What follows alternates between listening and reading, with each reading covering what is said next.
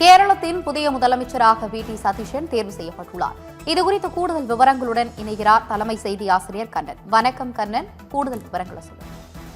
ஆனந்தி, கேரள முதலமைச்சராக காங்கிரஸ் கட்சியின் சார்பாக வி.டி. சதீஷன் தேர்வு செய்யப்பட்டிருப்பதாக அறிவிக்கப்பட்டிருக்கிறது.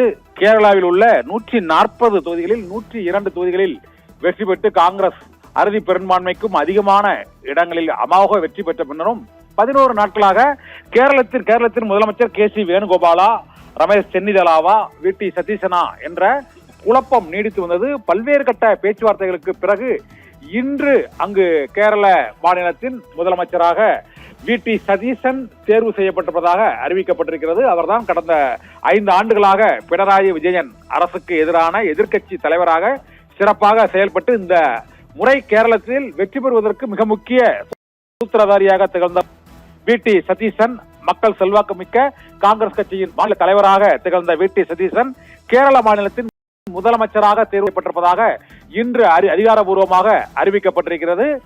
கடந்த 11 நாட்களாக நடைபெற்ற இந்த இழுபறி, யார் முதலமைச்சர் என்ற இழுபறிக்கு முடிவு ஏற்பட்டிருக்கிறது. கே.சி. வேணுகோபால், ரமேஷ் சென்னிதாலா, வி.டி. சதீஷன் ஆகியோர் பெயர் பரிசீலிக்கப்பட்ட சூழ்நிலையில் சதீஷன் முதலமைச்சராக தேர்ந்தெடுக்கப்பட்டிருப்பதாக அறிவிக்கப்பட்டிருக்கிறது.